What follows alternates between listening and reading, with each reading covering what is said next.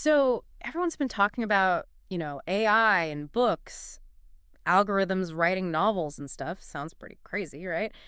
And you listeners sent in some really fascinating articles about this company, Spines. And what they're doing is, well, pretty wild. Yeah, Spines is definitely pushing the limit. They're saying they're going to publish like 8,000 AI books next With year. 1,000. 8,000 historical fiction, sci-fi, all kinds of stuff. Wow. And that huge number is getting a lot of attention. I bet. That's like a whole library, right? Right. Written by AI. And they're saying they can do it like super fast. Just a few weeks for a whole book. Yeah, 2-3 weeks they're claiming, Yeah. which is insane compared to, traditional publishing. Totally different. Right, which makes you wonder what all those AI books will do to the market. Like, if there's suddenly way more books out there, Right. Right. like supply and demand, kind of. And there's, this case with Jane Friedman. Oh, yeah. She found all these books on, like, Amazon that use her name. Oh, yeah. But she had nothing to do with them. AI just, used her name. That's unsettling. And it kind of gets to what a lot of authors are worried about. Like, will AI make writing less special, less human? Right. One of the articles even quoted an author saying, using AI to write books feels like erasing what makes literature special. Like, it's the human connection to stories that matters, something like that. Yeah, and that gets to some big ethical questions with AI and publishing. Like copyright, for instance. These algorithms, they learn by reading tons of stuff online. Right. But sometimes that includes, copyrighted books and things. And it gets messy. Who owns what the AI creates? Yeah, I see. So authors might be losing rights to their work without even knowing it. Okay, so we've got all these potential books flooding the market, maybe some copyright issues, but like, how are these books actually being written? Is it like a robot with a typewriter? No, it's a little more complicated. Most of these companies are using what's called GPT-3.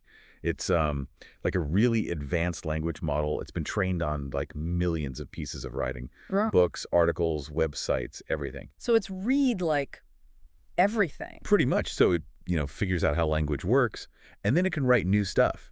And it's often surprisingly good. Wow. So it's not like just copying, it's actually learning to write. Kind of creepy, but also kind of amazing. Exactly. Yeah. And what it creates can be really impressive. But it also, brings up questions about, well, who's the real author? Right.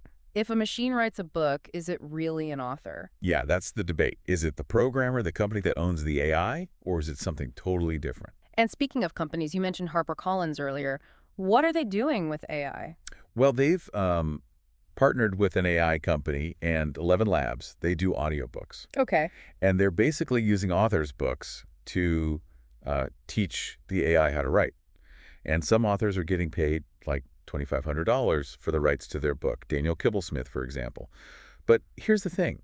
Authors can't say no. What do you mean? It's part of their contract with HarperCollins. So they're using authors' books to train AI that could then like put them out of a job. It's, yeah, it's complicated. It sparked a lot of discussion about like authors' rights and all that. Makes sense. Some publishers say it's a way to like keep up with new technology. Yeah. And, maybe even make more money for authors.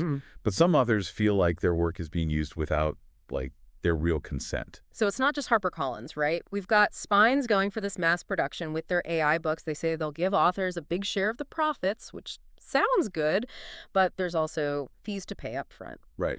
Then you've got Microsoft maybe starting their own AI publishing thing focused on like speed. It feels like everyone's trying to figure out AI, Yeah, it's a really interesting time for publishing. All these different ways to use AI, different business models all popping up. Spines is going for like volume, lots of books, maybe lots of money for authors. And Microsoft seems to be all about like speed and efficiency. It all comes back to like, what does all this focus on speed and volume mean for the quality of the books themselves?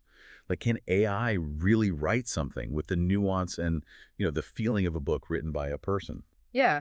It's like comparing fast food to a gourmet meal. You can get a burger anywhere, but a really great dining experience takes time and skill and, passion. Yep. One author panel you sent said, literary excellence can't be rushed. And when technology focuses on speed and volume, it risks losing the essence of storytelling. It makes you wonder if AI is just like making a trend that's already there even worse. That's an interesting thought. We're already seeing a lot of, formulaic writing, especially in genres like romance or thrillers. Bestsellers often have a lot of the same like tropes and plot structures. So is AI just making that process more efficient? Or will it go too far? Like, will it make books that are, technically good but have no soul? Yeah. It reminds me of when I first read The Night Circus by Aaron Morgenstern. The atmosphere, the characters, the magic of it just totally transported me. Could AI ever do that? That's Create something that makes you really feel something? that's the big question, isn't it? And it goes beyond just books. We're seeing AI in, music, art, even movies. It's making us think about what it even means to be creative, to be human in a world where, machines can be creative too. It's like we're at a crossroads, kind of. Do we just embrace this new world of AI helping us be creative, or do we like stick with the traditional idea of, the artist alone pouring their heart out on the page? And there's no easy answer. Some people are really scared of AI. They see it as a threat, like it'll, make human creativity obsolete or something. But others see it as like a powerful tool, like a way to boost human potential. Imagine, an author who has writer's block. AI could help them brainstorm ideas, try out different plots, even make the writing sound better. It could be like having like a super editor available all the time. So it's not like one or the other. AI could be like a partner in the creative process. But how do we make sure that, humans are still the main part of it, that AI doesn't just make like generic content? Yeah, and that's where we have to think about, ethical rules and being transparent. Like, if AI is part of making a book, readers should know, right?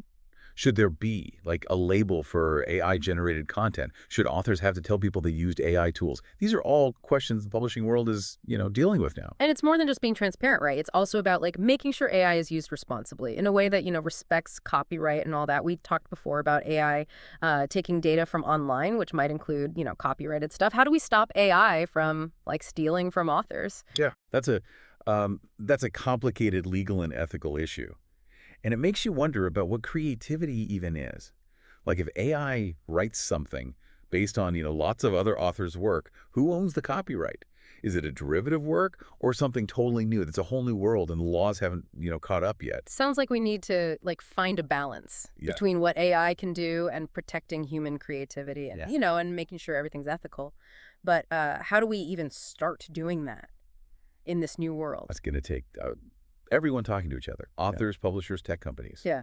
And everyone needs to be, willing to change as technology gets, better and better. We have to ask ourselves the hard questions. What do we want AI to do in the creative process? How do we make sure humans are still the heart of storytelling? How do we protect creators' rights in a world where, it's hard to tell what's human and what's machine? This is like a huge change in how we think about, creativity. And for you as a reader, this isn't just, some theoretical debate. This could change the books you read, the stories you love. Exactly. Imagine like ordering a custom novel. Yeah. You say what you want and boom, a few hours later, you've got a book just for you. Wow. AI could make books for, super specific interests, Yeah. stuff that like a regular publisher wouldn't touch. Okay, that's pretty amazing. But wouldn't that make, the homogenization we talked about even worse? Like, if everyone's getting these custom books, won't we all just end up reading stuff we already agree with? That's the good point. But it also makes you wonder, what if AI could help us like get out of those echo chambers? What if, instead of just giving us more of the same, AI could like show us new ideas, new perspectives, even stuff that, makes us question what we think? So instead of just like staying in our comfort zones, AI could help us, broaden our horizon. I like. That's a really interesting thought. But it all comes back to, how it's done, how this tech is developed, right? Of course. And it's not just, the tech companies or the publishers. Readers have to be a part of this too. We need to be informed, talk about these issues, demand, transparency. And in the end, it comes down to what we as readers want from a story. Do we just want like good writing and a cool plot? Or do we want something more, something that, comes from human experience? Thinking about AI and all this has really made me think about, like, what makes a good story? What makes us love a book? Is it the author's voice, their, unique way of seeing things, that ability to make us feel, to connect with the characters? Could AI ever really do that? That's the big question, isn't Yeah. it? And it's something we all have to think about as we, go into this unknown future. It's important to remember that technology is a tool. It can make human creativity better, push the boundaries of storytelling, make literature, more accessible, more diverse. But we have to make sure that AI helps human storytelling, not replaces it.